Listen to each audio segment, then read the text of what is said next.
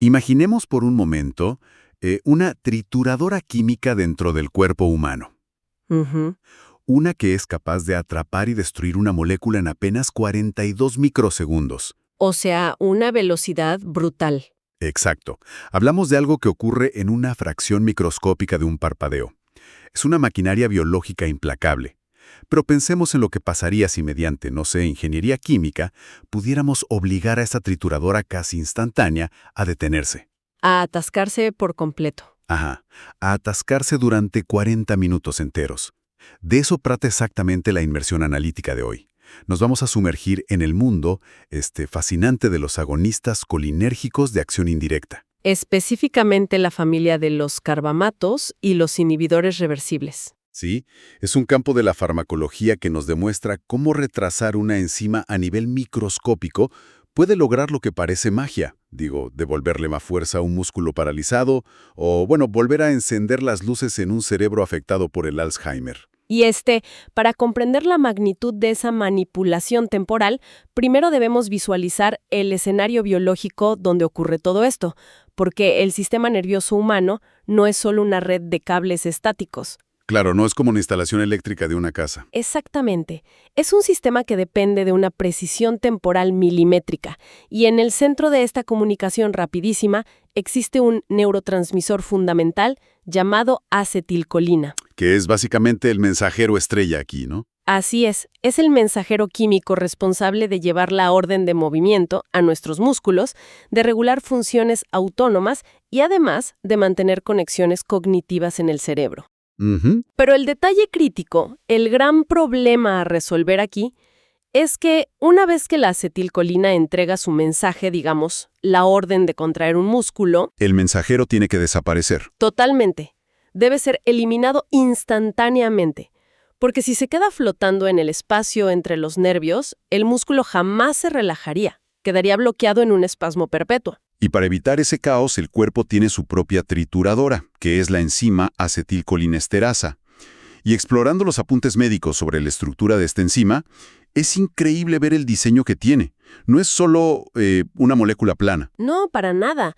Es una estructura tridimensional complejísima. Sí, se describe como una garganta, un túnel súper profundo de unos 20 angstroms, o sea, una medida ridículamente diminuta. Ujú. Y en el borde superior tiene un subsitio aniónico, que es como un imán potente, y en el fondo un sitio esterático. Entonces, atrapa a la acetilcolina, la succiona hacia el fondo, y esa maquinaria la parte por la mitad.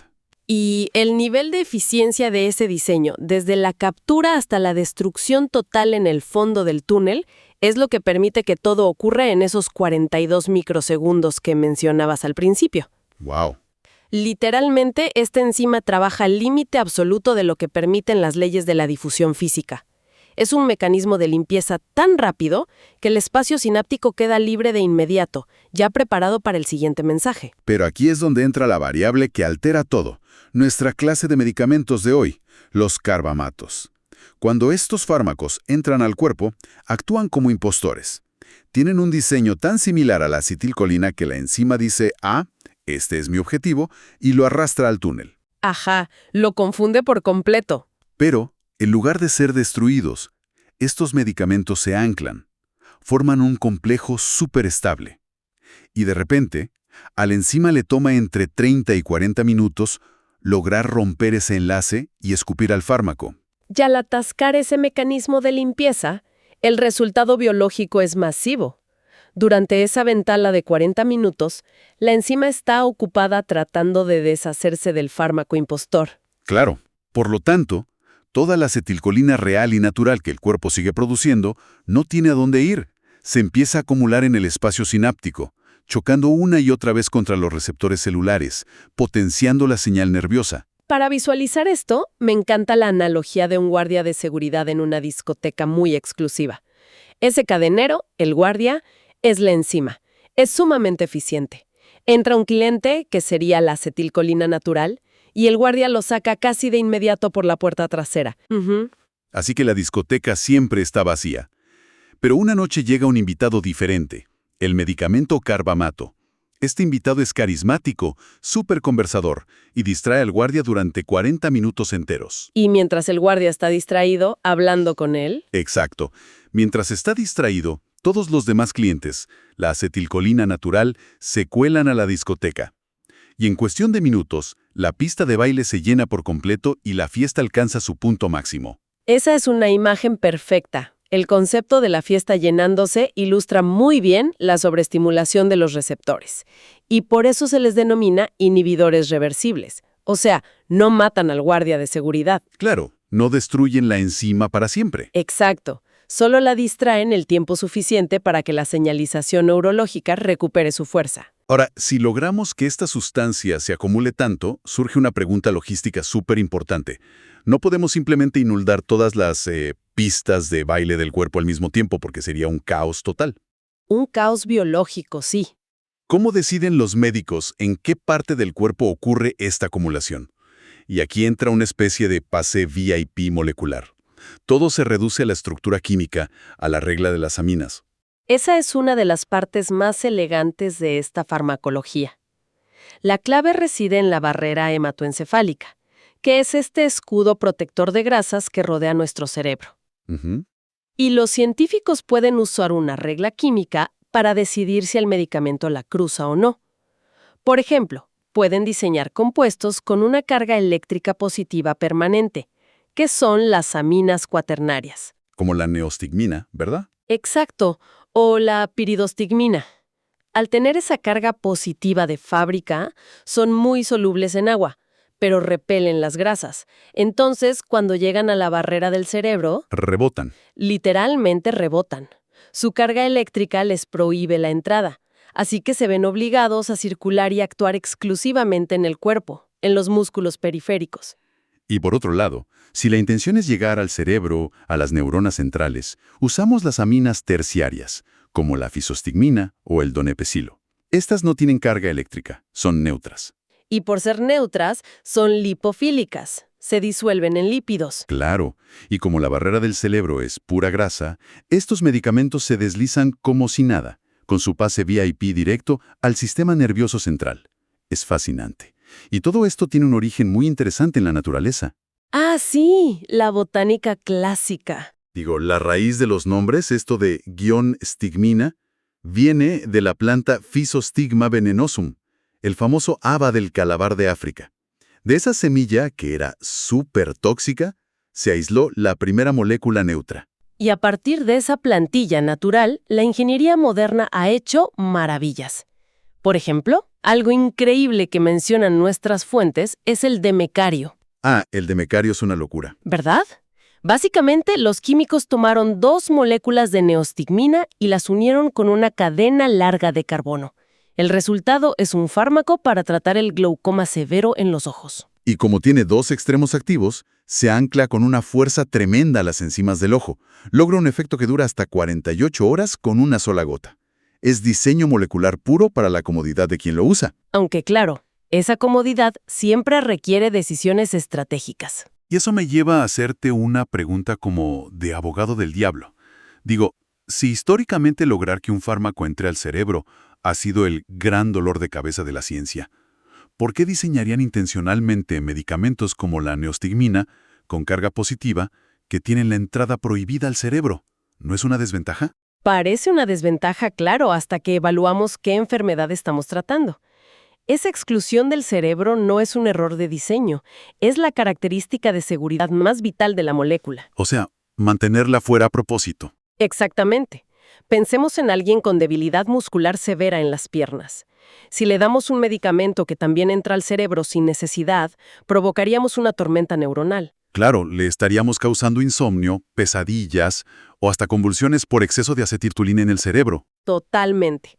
Así que al usar esa molécula con carga positiva, nos aseguramos de que el fármaco solo ayude a los músculos periféricos y deje la mente completamente intacta.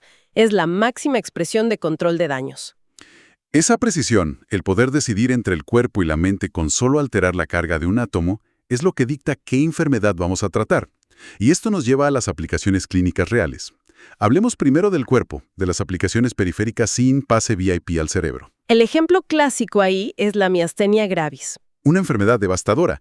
Los propios anticuerpos atacan y destruyen los receptores de los músculos. Sí, la orden nerviosa llega, pero el músculo no tiene cómo recibirla. La debilidad es paralizante. Y para el mantenimiento diario, la estrella es la piridostigmina. ¿Por qué esa y no la neostigmina? Por su farmacocinética, básicamente su duración en el cuerpo. La piridostigmina dura entre 3 y 6 horas, lo que le da al paciente un margen de estabilidad mucho más cómodo para vivir su día. Y incluso hay versiones de liberación prolongada para la noche. Esto es vital porque sin esta dosis nocturna, la persona podría despertar con tanta debilidad que ni siquiera podría tragar su propia saliva para tomar la pastilla de la mañana. Es un nivel de dependencia farmacológica muy fuerte. Y si ese medicamento no es suficiente, la alternativa es el ambenonio, que es de alta potencia porque se ancla en 2 sitios de la enzima a la vez. Y no podemos olvidar el uso hospitalario. En el quirófano, la neostigmina intravenosa es el estándar de oro. Digamos que termina una cirugía donde te tuvieron paralizado con relajantes musculares para usar el ventilador. Necesitas revertir esa parálisis rápido. Exacto. Te inyecta neostigmina, la enzima se distrae, la acetilcolina inunda tus músculos y expulsan el relajante. Vuelves a respirar por tu cuenta en minutos. Es un rescate biológico inmediato.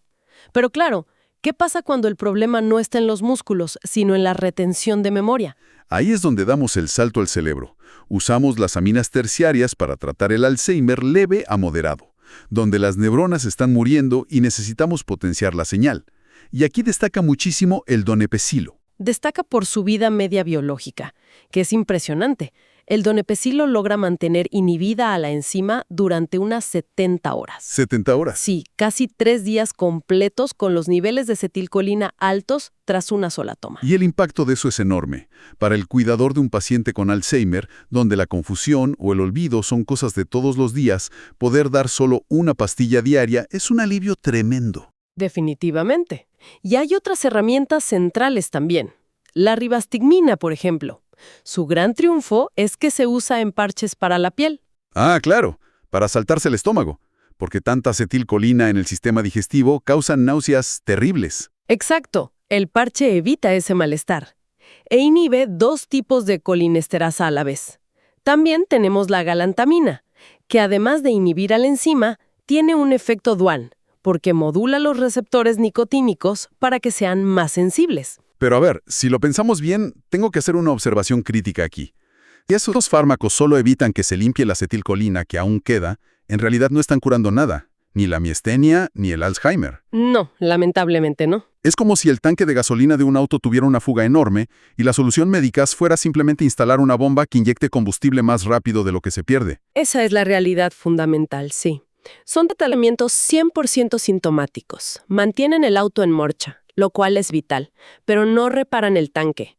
No detienen la muerte neuronal ni los anticuerpos. Solo ganan un tiempo muy valioso. Pero claro, bombear ese combustible al máximo tiene un límite peligroso. ¿Qué pasa cuando el sistema se inunda por completo y nos pasamos de la raya?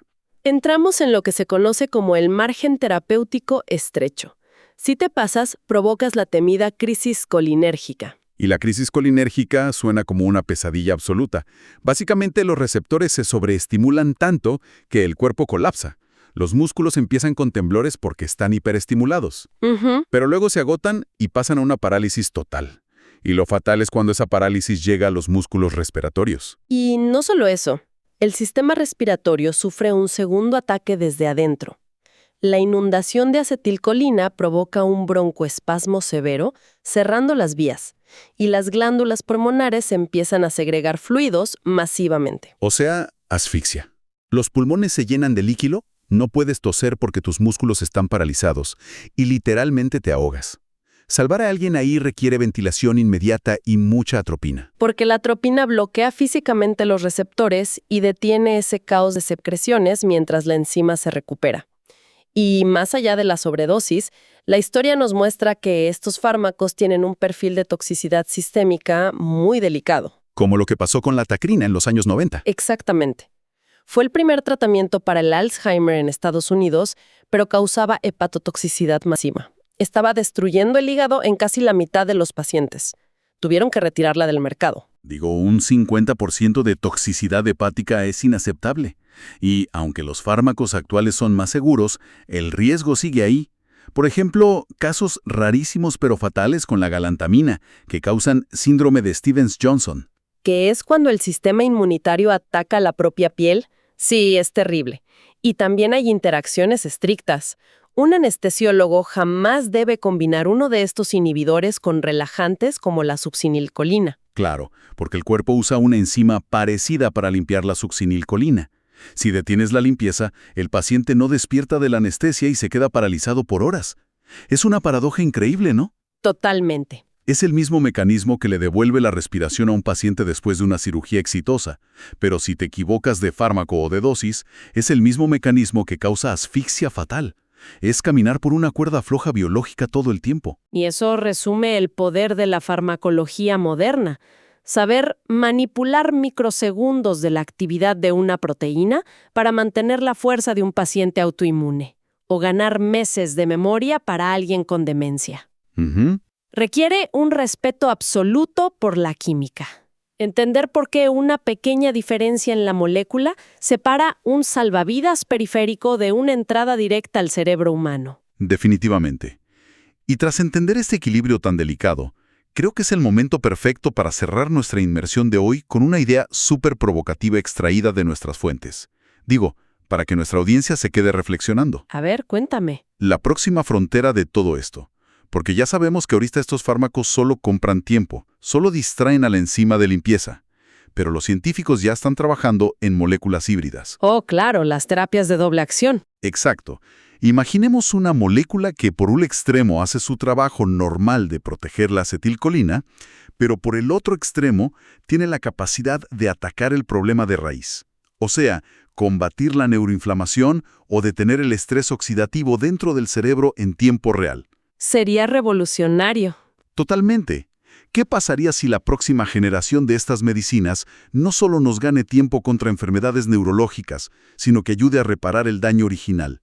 Pasar de ser tratamientos sintomáticos a ser verdaderas curas.